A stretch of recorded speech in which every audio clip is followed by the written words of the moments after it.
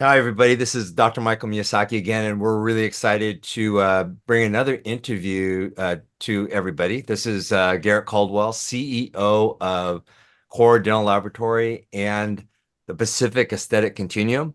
And our guest today that we're very excited to have is Kerry Straine. And Kerry, you've been in Sacramento, where I am from, for decades, well known. And today you're kind of known throughout the country. So congratulations on your long-term success. And I think that's a key word. It's long-term. It's not like you started this and have had spurts and failures, but you've survived all the decades. So we are very excited to learn from you. Thank you, Doctor. Yeah, it's a pleasure to be on with you and Garrett. I'm just wrapping up my seventh decade between now and March, and then I'll be moving in my eighth decade. Born and raised in Sacramento, so it's one of the few. Wow. That's Yeah. great. And real quick, Kerry is the CEO of Straine Dental Management, and I was looking it up, and you're by Inc. You're ranked as one of the fastest growing privately owned companies, and so hmm congratulations on that Thank too. I you. mean, it's not an easy feat today to succeed in business, and much less be one of the fastest growing businesses. Yeah, I think we made the Inc. 5000 second or third year in a row, and I think we're up at around 2000. So my team keeps working at it, and there's a big runway ahead for the people in the DSO space. Yeah, no, it's great to hear, and that's one of the things that we want to learn more about. So. One of the things that I'm just curious about, because we've been in this industry for a while, is from your perspective, how have you seen dentistry change? If you go back, let's say 30 years to where we are today, has it changed from your perspective? You know, I got involved in the early 90s, as a result of working with several dentists in our accounting firm. And I was the accidental dental consultant, Hmm. truly. And just looking at some basic things, everybody wanted to grow their production and profitability. More, I say I should reverse that. People that started wanted to grow their profitability. And gosh, at that time we were in our mid 30s, and they said, by golly, someday we're going to be 50 and we're going to need to have a retirement. Well, that certainly is a big change because anybody can't afford to retire at 50. But I think the biggest things that have changed is certainly technology has certainly allowed for a lot of efficiencies that didn't exist back then. I mean, heavens, we had manual billing records, pegboard billing systems back then. We didn't have an ability to run an accounts receivable aging report in a second, let alone a production by ADA code report or benefit from artificial intelligence and being able to have a computer read the radiographs and give you an opinion to make the day easier for the dentist. We were just talking about AI before we started the recording. So the world has very much changed. I think in addition to that, labor costs. I think the cost of doing business today, when it comes to labor, has certainly been on the rise over the last 4 to 5 years since COVID. Certainly, I think our vendors that are merchandise related and equipment are doing the best to keep costs down. But when it comes to bringing in local talent and building a team, it really the forefront of employees' minds are what am I going to make per hour? And really, I think that's even a more of an impression for them than retirement and culture and et cetera. We see a lot of hopscotching of employees around the country, whether it's from within our consulting division, which our company owns, as well as in our DSO in some markets. So, Hmm. again, we just see that's a high amount of pressure. And the employer, we always tell our clients in our consulting division, which we have hundreds, or our partners in our DSO, as leaders, we have all the responsibilities and none of the rights. So as much as we may not like what's happening, it's happening. And we have to face it and accept it. And just like being a parent, and when you're running a business, you're at the top of the org chart. You've got a tremendous amount of responsibilities. And if you don't want to own them, it can be a lonely experience and it can be frustrating. I think that's a big issue. I think the other issue, as we built out our DSO and we're getting ready to fund the initial transaction back in 2022, just pre-COVID, I was in Dallas, Texas with one of the largest investment advisory firms in dentistry. And I was meeting with them in Frisco and was with our CFO, Jeff Stacer. And we sat down with him, and this notable investment advisor, arguably one of the top two in the industry, his group. He asked me, what percentage of your dentists are economically prepared for retirement? And I know that you and Garrett focus on the business of dentistry and kind of help people understand what's going on. And when they asked me that question, what percentage of your clients are economically prepared for retirement? And keep in mind, I got out of the accounting business back in the early 90s and went full time into dental consulting. But I understand, the general ledger and financial reporting and budgeting, et cetera. And I responded to him and I said, to think about it, approximately 5% of dentists are economically prepared for retirement. To which he replied, that is interesting. We think it's 4. And just the other day, I was on a phone call with one of our consulting clients on the East Coast, and I said, "How you doing?" He goes, "We're going to push out about $2 million this year in revenue." I said, "That's fantastic." And I said, "I would imagine your income before taxes and debt service, et cetera, probably around 45, 48%." He goes, "Yeah." I said, "That's almost $1 million." And I have a question. How much of that are you saving per year? And he goes, "Not enough." I said, "It's an amazing drug. Money can buy a lot of fun. Sometimes fun at the wrong time in the wrong place. But if you're not really managing your cash flow and having a clear understanding of how you have to set aside money for your lifestyle today, so you're working, taking care of your family the way you want, you have to set aside money for debt reduction. You have to set aside money for retirement. You have to set aside money for taxes, as the three of us live in California know. So it's not all free capital. And we try to get business owners to understand that if they're spending more than 30% of their net profit, or which is arguably may or may not be their net cash flow, they're spending too much because the government at that rate is going to get 50%, and you've got to start funding the long-term requirement because conservatively you're looking at 4 to 6% return on your investment, and at age 60, having $2 million a year, you're not going to be able to replace that $900,000 a year budget. So taking a serious look at that is important today. And that is why certain over the last 5 years, DSOs were popular. Somebody could get a certain amount of cash today, yet have to work back and maybe not get the return they were looking to get on some kind of growth in stock, or maybe that DSO's fallen out of favor and today doesn't have access to capital because the equity firm that banked it isn't confident to advance any more money for acquisitions because they don't understand how it's going to really create same store sales growth and EBITDA growth, which is what the investor wants. So, there's some just big truths today in the world of budgeting that we don't have the luxury of avoiding. And we need to pay attention to them that maybe 30, 40 years ago, we still had enough run rate to be able to recover. Mhm. No, I think that is a really good advice. I wish I heard that 30 years ago now. You can't, doctor, you wouldn't believe how many people say that. I'm sure they say it when they meet you and Garrett. I wish I would have met you 23 years ago. Yeah. I get that every week. Somebody says, I wish I would have met you. And I said, today's that day. There's always a teacher for the student is willing to learn. Hmm. I think that the doctors are still see the DSO as a exit strategy, 100%. And I don't know if that's right or wrong, Kerry. Maybe you can speak about that. But my docs that are involved with you and involved with their DSOs, the primary reason they're in it is to get rid of some stress. They think they're handing off all the management to some third party, and they're going to do dentistry and live on a salary, but have no stress because, like you mentioned earlier in our conversation today, $1 million supports a lot of debt. You can live that $2 million practice producing $1 million in profit. If somebody's spending 30 grand a month on a simple interest debt, cars, boats, planes, trucks, trains, vacations, and I'm sure you understand. I think I understand where you're going with that. You don't end up with much. And our docs are saying to me, Garrett, I'm going to get involved with Kerry Straine, and I'm going to get a 4X, and I'm going to get money up front, and I'm going to get rid of my responsibility. There's going to be 2 events, and I'm going to get millions of dollars and be done. So that's the simple perspective that I hear. Sure. I hear it too. I was there when Rick Workman hired me in 1999 when he had 33 locations. So today, Heartland Dental's got 1,800.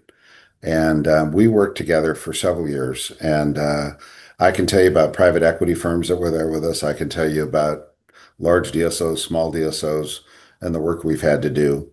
And there was a window of time of some um, irrational exuberance in terms of offers made by DSOs, and they were offering more than 4x cash. They were offering 5x in cash and 6x in cash, and the doctors were walking away. But what they didn't realize is that those DSOs were looking to quickly recap. And they were going to buy at 6 and be worth 10 to 11, hopefully. And they were getting it because there were so many DSOs with 50, 100, 150, $200 million ready to deploy. There's still hundreds of millions or trillions of dollars on a monthly basis waiting to deploy somewhere. They're doing better in med spas today and maybe veterinarians and their businesses than they are overall for dentistry. Sure. But there was a time when there was a bubble, and it's since popped because the real offers today, there is, as you said, it's not an exit strategy. It's a legacy strategy. That's number one. So it's got to be a long-term legacy strategy. When you look at a dentist doing $2 million plus, how does one doctor find another doctor to buy that practice for very much? Because they just can't get credit. They can't get the loan to pay for it. So it doesn't work. So we have these mega practices, 8, 12. I've got a call later on tonight with one of my consulting clients. He's got 48 operatories in one location. Who can buy that? And then there's a specific way a DSO would want to buy it if they know what they're doing so that you protect your risk. And so that has to be set up within the organization before we enter with agreements with doctors that are more than just an employment agreement. So you've got to really have a partnership with people that have the responsibility to stay around due to asset purchase and contribution agreements and long-term administrative services agreements where they have some skin in the game. Otherwise, it's just a lot of risk to swallow. But some of the, like over the last couple of years, what the doctors are looking for, they want the quick buck today. And let me tell you, the brokers wanted to sell for the quick buck today, but those buyers aren't there right now. What and I can't speak to what every one of the DSOs is looking for, but typically when they're offering a lot of cash up front, they're going to market soon thereafter, 18 months later, to try to what we call racking and stacking EBITDA. Mhm. And they look at what is the EBITDA going to be of the group. And EBITDA obviously stands for earnings before interest, taxes, depreciation, and amortization. And if they can grow their EBITDA from 25 to 40 million by borrowing 75 million and paying 5x on 15 million, then they can go and take that to market and initially get the capital back while they roll more equity out to that next capital event. So, the think that any seller is going to get much more than 4x today, EBITDA, that would be around 80% of collections. If they want to sell and walk away, they're going to talk to one of the local brokers, Shine or, you name it up here in the Sacramento area. My friend Tim Giroux or one of those great groups and Western, and they're basically going to sell that practice for 65 to 85% of collections Hmm. for the seller that wants to sell and walk away, which is what a lot of your colleagues want, guys. Mhm. They don't really want the responsibility of staying on to continue to drive the revenue and profitability that was there when they sold. And that's not my seller. I'm not that buyer. That buyer is typically a doctor who wants to come in and he looks at an old guy like me and I'm doing 1.5 million and says, well, I'll give you 900,000 for the practice. And I say, well, that's good enough. And I have to pay the broker 10%. And I got to pay the attorney 50,000. And I finally get out and I've got about 750 before I have to pay off my taxes and pay off my payables. And now I've got about 300 left over. And I've got about 1 year's worth of compensation out of the deal when it's all said and done, maybe two. But I'm going to live to be, 150 years of age. I'm in the longevity perspective today. So people are planning to live a lot longer, but they're not forward thinking enough to really plan to have the cash flow. Hi, I hope you're enjoying this interview with Kerry Straine like I am, picking up a ton of tips. If you want to learn more about Mr. Straine, go to straine.com. And if you want to learn more about the PAC, go to the PAC, PAC.org. All right, let's get back to the interview. We don't Yeah. expect to sell off the management platform to anybody. There aren't that many DSO management platforms teams that know the difference between a adult prophy and a Tootsie Roll. They don't know why that a perio maintenance appointment is every 90 days due to the gestation period of biofilm versus somebody extending those periods between appointments, doc, from 90 days to 120 to 150 to 180. And that just results in a clinical crisis. And even though the AI is screaming, don't do that, we've got practices still doing that. And if people don't understand that, the standard of care won't be delivered that our doctors want to lead with. The wellness path that our patients want isn't going to be experienced. And to us, that's absolutely crucial. From a soft tissue all the way to hard tissue, functional occlusion, symmetry, and all the things you guys talk about and know about that I really don't. But I understand that we need to create a plan that creates a legacy relationship beyond an exit strategy. Because if it's just an exit strategy, there's really not much goodwill to it. Right. There's no reason why I would pay more than 60 to 70% of collections. And if I go down the list of practices I hear for sale every day, which populates my inbox like you wouldn't believe, practice is doing $900,000 for sale for 600. Practice is doing $1,200,000, 800,000. And until you get into that 1,500,000 to 200 to $2 million plus range, it doesn't even enter our orbit because there's not any real business leadership present. And I'm not looking to fix a problem. I don't have enough time. So we're looking for well-run practices. So move beyond the sole practitioner who never really spent the time. And, as they get to be my age, Garrett and Mike, they start thinking, well, I'm going to I'm going to negotiate with my employees. Instead of giving them 3 weeks vacation, I'm going to give them 6 weeks vacation and 8 weeks vacation because I want to take off 8 weeks. And they start creating these exceptions to normal operating standards that they think a buyer is going to stand up and pay for. And the buyers aren't stupid. They don't want to buy that abstract of a model because they need to drive the cash flow to fund overhead, to fund debt service, to fund their school loans, and to fund their taxes and personal living standards. So it really, the practice that's kind of cascading down in productivity over the years is really been neglected. For us, for the doctor that's got a $2 million practice plus, we're excited about that all day long. Somebody's got an 8 operatory facility or more, we're very excited about that. But in those cases, it's more than, the senior statesman dentist. There's typically an associate there, or two, or three. And those people want to stick around and they're working on the coattails of the senior dentist. And what we see really works best is to give them some equity play in all that's been created because we can offer cash and stock at close. And the stock is in two different companies. Certainly, it's our holding company. And that's where the holy grail is in a holding company because that's where an investor is going to come in and buy. So when I say we're not selling off the business operations or the platform of management, we have no intention to relinquish that to anybody. But we do intend to monetize the value of the company through bringing in an investor to buy out this portion of the stock that exists. But I think in perpetuity, there is room for the investor, the management platform, and doctors and employees to coexist in the ownership arena. And if the business is truly run well, you don't have $25-30 million worth of EBITDA without some really good cash flow. So, I mean, I know when you get a big fat check, I know that human nature is to kind of, let your breath out. They take the foot And off the gas. it's pretty easy to Sure. back off the productivity. So we have a very clear outline of co-responsibilities. We're going to provide cash and stock in our holding company for a portion of the EBITDA we buy today. Now, what's come to market beginning at about 2023 has been what they call the DPO, the Dental Partnership Organization. And DSOs today typically don't buy 100% of the operating profits. They buy a percentage of it, a majority, but in exchange for cash and stock, they'll buy, say, 60% of it today. The doctor still owns 40%. So you take a young guy like you, Garrett, 48, 49.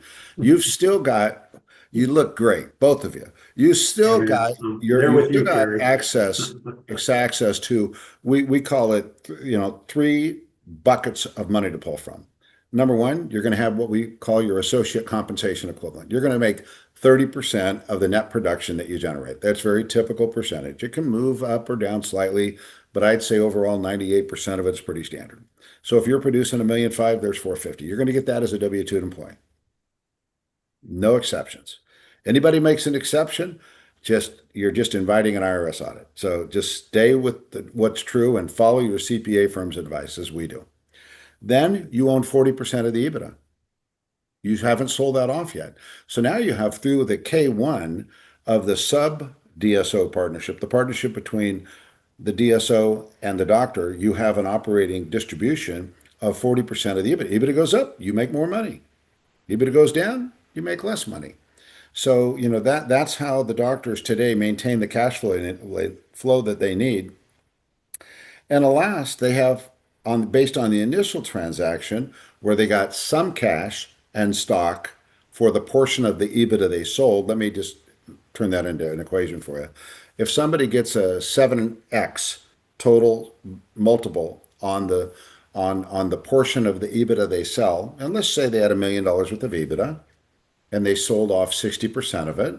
So now we're buying $600,000 worth of EBITDA, 60% of the sub DSO. We'll write you a check for 2.4 million and you'll get stock for 1.8 million. So you got your associate comp, you got your portion of the EBITDA, 400,000, you still have coming to you, and now you have stock in the Straine holding company of 1.8 million. And that's what should go up as we're all working in concert with the administrative services agreement and the employment agreements we have in place where you agree to work a certain number of hours a week. You agree to a certain amount of weeks per year vacation.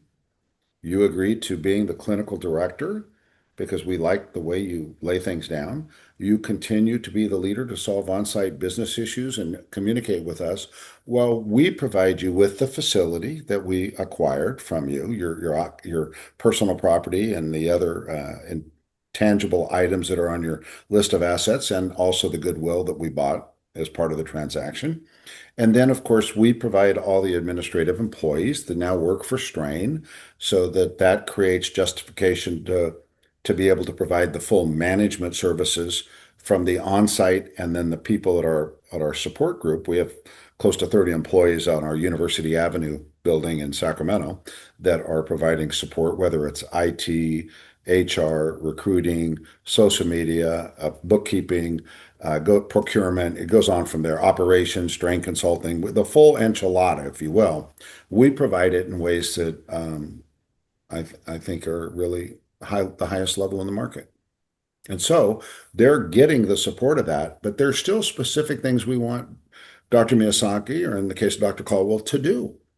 And we want to collaborate with you.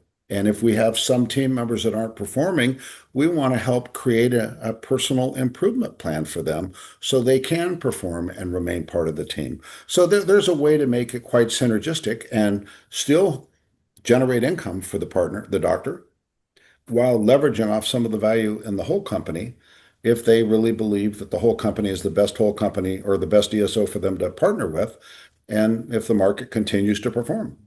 A lot So it of sounds like if you're gonna get involved in a high quality DPO or DSO and you're a $900,000 practice, you're probably gonna have to wait and get your numbers up to 1.5, which does two things. It gets you involved with a good DPO, maybe one that's got more potential to get to that second or third event, more structure, more money. And then I guess provide you that equity balance that you're looking for. Yeah, we won't explore an opportunity if it's doing much less than $1.5 million in revenue and somewhere near 400,000. That's very different, isn't it, Kerry? That's something that's fairly, I mean, I think the DSOs have changed their perspective. They were buying practices, that lower number of practices, but I've also heard that I don't know the facts, but I've also heard that now they're really seeking higher performing practices now. As my friend Brian Kaleo shared with me years ago, who's the lead attorney in the DSO space for Dyke, my law firm, he said, if you've seen one DSO, you've seen one DSO. Everybody's got a different set of assumptions. But what we are seeing is many of them don't have access to capital. Many of them have shut down their buying activity on the M&A because for whatever reason, I could only speculate, but we're not that group. So we're still buying, but we're very selective. And ideally, we have a lot of candidates that have come through our consulting experience with them. So we know they're dedicated to leading. We know they want to build a great culture. We know they have long-term employees. We like all of those things. We want to see a minimum of two hygienists for every 1 hour of doctor time. If we have two docs, we want to see four hygienists. We have six docs, we want to see 12 because we love the fact that they have continuing patient flow and they're not just hunting for the big cases. Because right now in this economy, the big cases are more challenged to get accepted for treatment because people just don't, they're a little more cautious about spending money in today's the economic uncertainty of the times we live in at this time. So that bigger practice is just waiting to find the right partner to partner with that enables the seller, the original founder, to be properly rewarded for the value they've created, and two, bring some of the other doctors that have contributed to it along for the ride if they're willing to work back. Typical today, 5-year work back, same hours per week, 30, 3 weeks to 4 weeks vacation time a year. All these are pretty common. And the practice needs to continue to grow at some percentage plus CPI.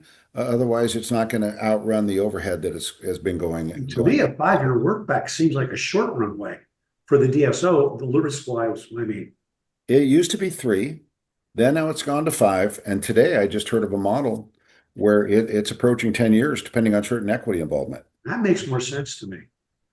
Well, we want to command it, not demand it. Sure. We want people to be excited about working back because it's safe. Our values align. We know how to serve dentists. I've been serving dentists through my organization for over 35 years. We've worked with over 5,000 practices. We've done over 15,000 consults. We're embarking on a strategy to be more involved with back in the old ways of doing things again, where we can meet doctors one-on-one over the phone and find out where they are and where they'd like to go. But again, picking the right DSO and becoming fully informed is a critical step for any owner of a dental practice. So Kerry, Mike brought this up earlier when we were talking before we started. Who we know who is a good fit for a DSO or DPO, but who is not a good fit? From a psychological point of view, and from a Mike doesn't think he's a good fit. But can you tell us who financially or from a social point of view? Sure, assuming they meet the hurdle economically, you just have to look at what they've accomplished. Employee retention, patient-based retention, they're all the ratings on Google. All these things matter. Mike, you're supposed to be involved in one of these darn things. Come on. Oh, Michael is. He hasn't really met We were teaching this morning. We were teaching yesterday this morning. I've been up for 48 hours. We were teaching yesterday, Sunday. We had a clinic at the Pacific Aesthetic Continuum. We put on a clinic for postgraduate dental education. And every one of the instructors, except for Dr. Miyazaki, was involved in the DSO now. It's very different. They all have their own reasons. Some wanted to get out of debt today. Some wanted to take their chips off the table and try to monetize the portion that was the rollover equity into the DSO into something bigger for a bigger home run, typically because they haven't funded their retirement plan the way that probably Michael has. Everybody's got their own motivation. I think the big, what's in it for me points are, what kind of cash am I getting up front? What's the probability and of the potential payout? We call those projections. That's the Greek word for fiction in many cases. So, who's to know what it's going to be? But I will tell you, some of the leading DSOs, the big ones out there, they're performing well. They understand the business basics that support the clinical purpose, and Michael, will you go back 5 years ago? We were all hanging out at the Dental Society down, over on Arden Way or wherever that was by Cal Expo Yeah. now, where Yeah, Kathy Levering moved it over there. And I think she's retired now, he hasn't she? retired. Yeah. Gosh, I remember that. And she's amazing. I've known her forever. Um, my first Sacramento Dental Society meeting was at the Radisson Yep. back in the That's it. early Radisson. 90s. And Yeah. that was wild. But that being said, great experiences. I, I, I, I think a lot of the sellers are thinking, okay, I'm 60, I'm 55. I've probably got a good 5, 10 years more experience or more time left. I'm not feeling too worn out yet. And I certainly want to be done by the age of X, which is a fallacy. Don't even try to forecast it.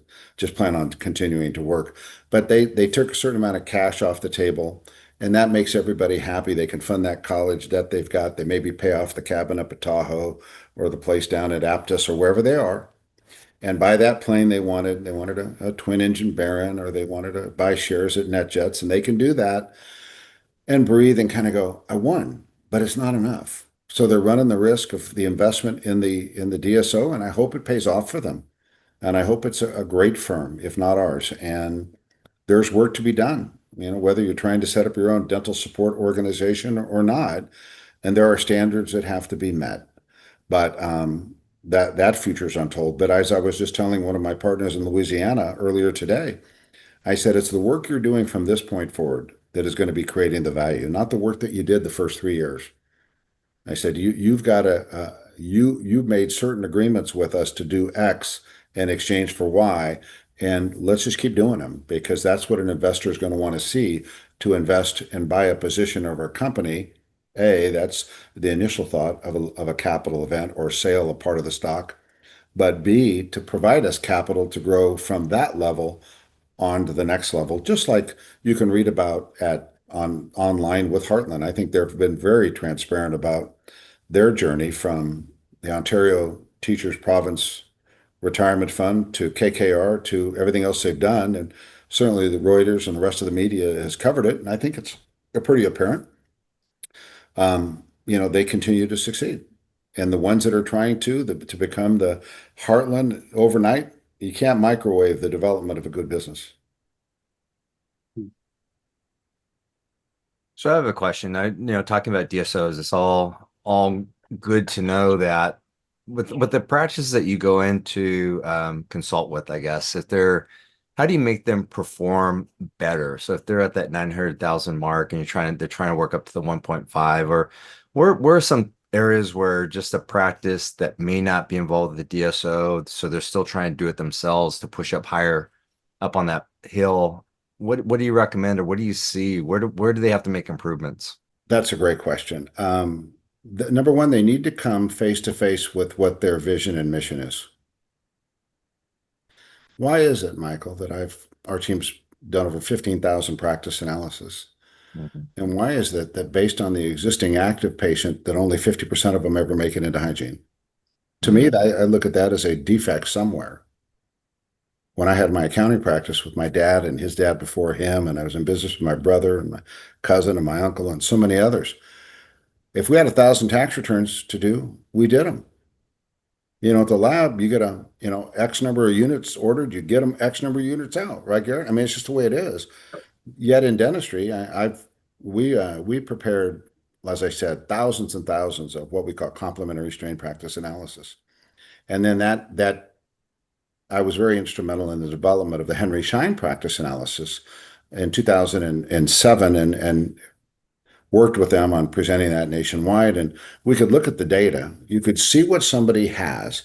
They have X number of patients. They have Y number of hygiene appointments. There's not enough hygiene appointments to meet the demand of the patient base, and even the demand of the patient base with practices that are in network, having more patients getting 2 free visits a year that they couldn't even accommodate. And I just didn't ever understand that. So when I talk to dentists about the ways to perform, you got to be clear with me. There's 3 questions I always ask. What percentage of your patients should reappoint for the next hygiene appointment? You want me to tell you the answer right here every time? Sure. 100. 100, yep. Good. That isn't happening. Next, What percentage of the patient's copayment should be collected at the time of treatment? Garrett, what percent? 100. Well, yes, and that's not happening either. Yeah. And what percentage of the patients should be in perio maintenance? If you listen to the CDC, it's 74% of 70-year-olds, 53% of 50-year-olds. The American Academy of Periodontology, 64%. I'm guessing it's under 15%. Why is it less than 10? There you go. And so, wait a minute. I just sit back and I go, these are your opportunities because there's only two ways to increase productivity. A, increase patient visits per annum. So if you're currently seeing 2,000 patient visits and you want to grow by 20%, let's go to 2,400 patient visits. Assuming the revenue and the reimbursement rate stays the same, there you go. There's your revenue, and anybody can do it. You want to grow by $600,000 a year? Let me give you the secret. Add one full-time hygienist. Mm. I take a doctor doing 900 grand a year. I guarantee you they have somewhere between 800 and 1,000 patients in hygiene. That's an average of about $1,000 a year per patient in hygiene. You can manage 600 patients, you're going to do another 600 grand. And if you add 600 grand to your revenue and you can collect it, that's net production. You're going to pay a hygienist market rate today. You're going to ask him or her to support your standard of care, take the radiographs you want taken, take the intraoral photographs you want taken, and to make sure they perio chart and track bleeding on probing and post-probing bleeding for up to 40 seconds to look back into the area of probe. And that's not happening. And I can't answer the question, why not? Only a doctor can. And I start with that. There's plenty of opportunity. And my name's not Dr. Miyazaki. I was on the same side of the table as your father, Dan.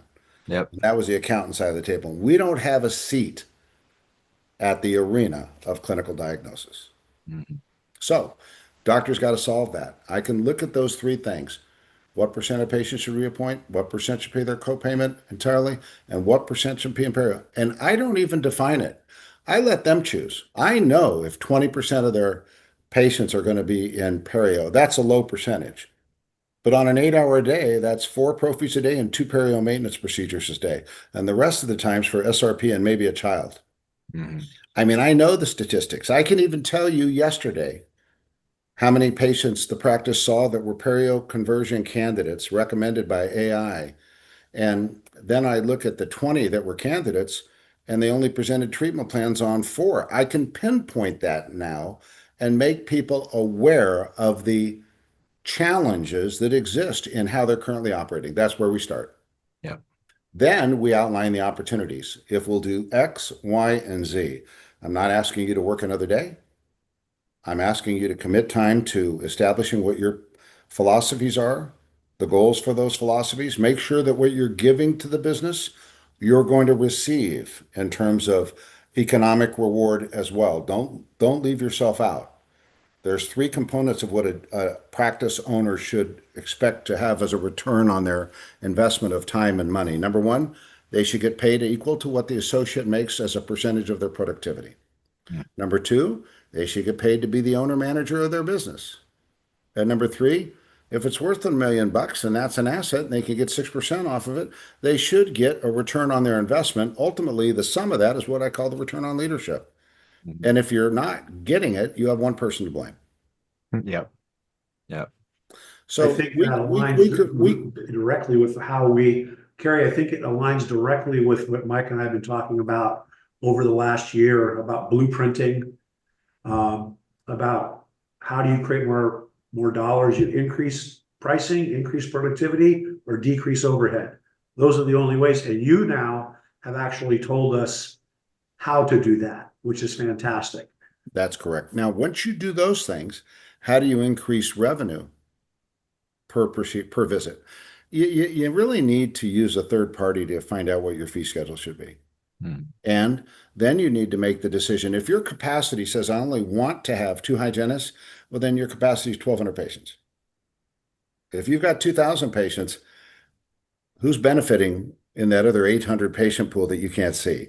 So you need to write them a letter and tell them to go somewhere else or expand your business model to accommodate them.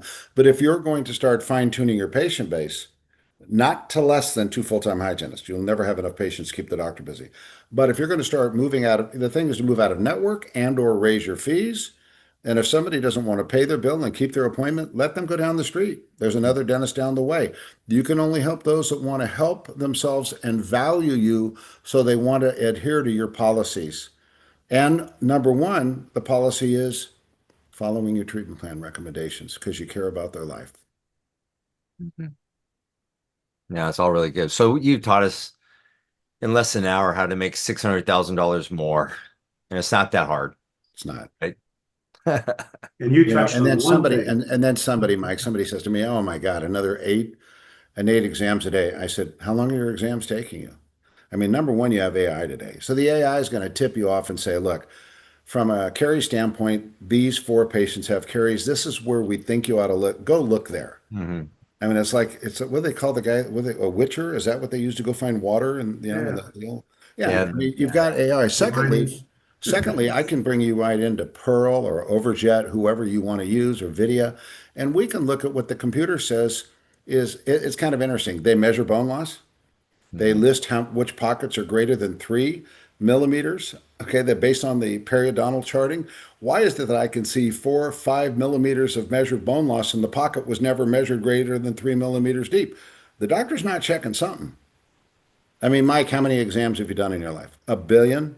Yeah. Yeah. At You least. know, if you touch any pocket that looks bad, and all you got to do is put a probe in it, it's going to explode. Hmm.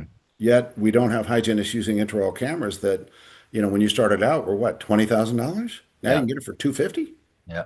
It's a matter of execution, blocking and tackling. Vince Lombardi, this is a football. Yeah. This is a radiograph. This is a perio chart. This is an intraoral camera. If we get the message across, we'll have people wanting to be Right. taken care of by us. And that's the kind of doctor we're looking for, the kind you guys work with. And we were just talking about that this weekend. Yes, we were. That story hasn't changed. Yeah. Yeah. We were talking about tools of communication with the patient, so you don't have to convince the patient or they don't think you're trying to upsell them, but they can see the problem and they own the problem and they just ask you to fix it for them. So absolutely. One of my friends has he's a dentist out of Texas, and he's been in the consulting business for 20 years. Bruce Baird. Hmm. Yeah. And Bruce is a very good friend of mine. And we were flying all over Texas back in April, over a period of a week. And I said, "How do you present that treatment plan?" He goes, "I look at the patient. I go, Kerry, you got about $10,000 worth of damages. How do you want me to go in your mouth? How do you want me to move forward with that?" And it was just, he goes, "It's got to be a problem they want to solve. And if they do, they do." Mhm. You can beat yourself up over educating in ways that, you think you're Johnny Carson educating, and it's not going to be that way for the average guy. As long as they're getting the message across as you guys are talking about, you can make it into Cooperstown with a 300 batting average. We can get a long way down the way by presenting comprehensive treatment plans and giving them a chance to say yes, and then work out the financing. If they've got a bad FICO score, go to Sunbit. If they can write a check, they will. There's so many options available to us today. Mhm. Gary, I think, Stephanie and I do a lot of preemptive consulting or interviewing with doctors that are challenged. When they have a problem, they raise their hand. When they don't know the solution or they're in trouble, when they're drowning. And I think you just hit the nail, right on the head. I think what we see is such a low level of adaptation to good business standards, introducing standards of business practice into their dental practice with their dental business. And what you said, 300 gets you into Cooperstown. What's typically what Stephanie and I see is that they're just missing the fundamentals. They're not even at the point where they're not doing the easy things. So I think, realigning yourself with the fundamentals could be an increase for most practices. And Why then do you from think they there, aren't? you What know, do you hear as why they aren't? You guys have the courses. yeah, yeah. So I think it's just great information you're giving. I mean, the cost of change is greater than the hope for gain. Yeah. They've had a person at the front desk for 20, 30 years that they've never reconciled any of the work they've done. They have never looked at an accounts receivable aging report. They haven't looked at the billing activity to see what we're billing out for to make sure we're properly billing and properly getting reimbursed and monitoring the adjust. These are things we deal with in the revenue cycle management department. They maybe aren't paying the right pay according to the right payroll rules. We do that and comply with that. Our general ledger, our financial statements are audited by a CPA firm. On a monthly basis, I have to report the operations to my lender. And my lender's in one of the two largest banks in the world. And they still get their reports from me. And I have to run a board of directors meeting with my board and report up to various lenders and my shareholders. And, we should run our business just like that, whether we're doing 10,000 a month in revenue or millions of dollars a month in revenue. The basic principles never escape a business owner. No, for sure. Yeah, and I think that's all great advice. And I think the other part that we stress during this program is to run your dental practice as a dental business. Just be more aware, as you're mentioning, what's going on the business side of the practice. And then number two, you're asking, how do you raise your revenues? Well, I think a lot of the clinicians, you're absolutely right. They graduate from dental school, they do fillings and crowns, they get out, they feel really comfortable with fillings and crowns, and yet they want to grow the practice. Well, I always tell the clinicians, that's the commoditized market, right? And what you really have to do to make your practice more profitable is do some of those other procedures, whether it be endodontics or implants or aesthetics or whatever, airway. There's so many different things we can do in dentistry today. And as we start to do that, that sets the practice apart, one, so that if you do want to go fee for service, it allows you to do that. If you try to go fee for service, I think, in my opinion, and you're just doing a commoditized services, that's kind of difficult to do. But what we try to do at the PAC is just try to show the doctors the different possibilities so they can do the comprehensive treatment planning, and that allows the practice to grow too, without trying to oversell. But it's diagnosing things correctly and then being able to communicate that to the patient, and then the practice seems to grow, and the goodwill grows within the practice also. No, you're exactly right. Whether it's a prosthodontic office that's, in the old days was doing the fine art of prosthodontic work versus today doing all on X's with an oral surgeon coming on the side if they want to share some of the implant work, which they don't, or whether it's a large GP practice with a multi-specialty group, there's a lot of ways to earn a buck Mm-hmm. in dentistry, but you can build a tremendous business by being in that general dental practice. You can be in network. You can still produce $1.2 million to $1.5 million a year and make $400,000 to $700,000 a year. You can. There's room for that. There's not a lot of room for mistakes that, doing two arches of all on X a week or four a month can help you recover with, or maybe bringing myocranial in or a cosmetic case in or the endo like that you mentioned. There's room for that as well for those that have that interest. Mm-hmm. It's interesting. To me, there's the portion of the dentists that are inclined to continue to pursue the education and grow in that experience of providing the services because they're fulfilled by it. The money comes. And then there's ones that just are just happy with a bread and buttered practice. I think Yeah. there's still room for both in the landscape of dental practices. But a DSO is going to build at its core the continuing care focus and then look at how can they clip on the verticals of the specialty alongside of it. We have all in X businesses, we have myocranial, we have some practices that are endodontists, et cetera. But at the core, 100,000 active hygiene patients. Yeah. No, I think this information that you shared with us during this last hour has been invaluable. I really appreciate it. If people want to get a hold of you, how do they get a hold of you? And what do they expect if they do? We have the first step's real easy. Let's just have a conversation. And they can go to my website, they can go to my LinkedIn page, and they can schedule an appointment right there in the Calendly or whatever that program's called that brings them in. Let's spend 20, 30 minutes just talking. It's not invasive. We're not going to record it. I just want to find out, what do you want? Where are your pain points? What's keeping you up at night? Tell me a little bit about your practice and how can we help you?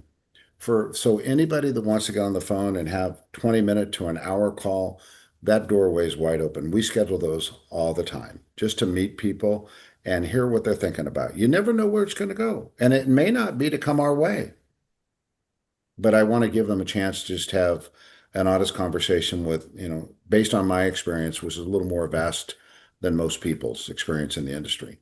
And that's the simplest way. They can reach me at my website, which is my last name, Straine, STRAINE.com. They can find me on LinkedIn. They can call me on my mobile number, 916-765-7200. It's been that for over 30 years. Email Can me they at go Kerry to Straine. Creekside Golf Course at 4 o'clock? Well, And that you there? 7,200 was because of my interest in golf. Are Is you that guys what- golfers? Are you guys Excuse me? golfers? I'm a hacker. I, as long as I'm out having a good time with people that I'm going to spend 2 to 4 hours with, it doesn't matter where I am in the country. But Sacramento's a beautiful place to get out in the evening in the fall. But that being said, you know, we have people. I lived on the Monterey Peninsula. We have people that fly in their groups and want to sit down for a full day. We'll conduct a complete, thorough analysis of what they've got, where they want, if they want that, and then talk about the options. And if they want to again, explore what's going on in the DSO space. We don't push it hard on social media. We typically find our candidates through other practice brokers because somebody's gone out to say, I want to sell my business, I want some help, independent representation, and or we meet them through the consulting firm. At any given time, we have 100 million of revenue that we're looking at in our pipeline for acquisition, and it's typically a pool of around 20 million of EBITDA Wow. that we're looking at. And, you know, we're going to, you know, always go through that on a quarterly basis, move through that. And maybe we're a fit for some and maybe we're not. And I think long after I'm gone, there'll be that portion of the industry that's corporately supported. And there'll be that which is individually supported by the doctor who wants to be an owner with, because they really don't necessarily want to have to agree to what a group wants. So Mhm. whether that group is a large local group, like many of the groups we know in Sacramento, or whether it's a corporately supported group. Yeah. No, I think what we were joking before we started, we could probably make this 6 to 10 hours long, but I think we have to end at some point. But It's my I just pleasure. You guys are legendary, and I'm just very appreciative to be invited. oh no, you Kerry, you've done a great job. I really enjoyed this one, and I think you gave us some really solid advice. I'm gonna have to listen to it 3 or 4 times and pick up those little nuggets and go back and tell my team, okay, this is what we have to do. But just want to say thank you very much. And I would encourage anybody who might be looking to either grow their practice or considering a DSO to reach out to Kerry Straine. And you're a great guy. You've been here for a long time. We've all known each other for a long time, and it's really easy to endorse you because of that. Well, I Um, appreciate that very much, Doctor. yeah, how about Garrett? Any last words? Thank you very, very much, Kerry, for your time today. It's been super interesting. A Well, lot of great information. as I said, I'm very honored. You two have a tremendous reputation, and I've known you guys for a very long time, and just grateful to be included. And I wish everybody the best on this call. Thank Yeah, you. thank you.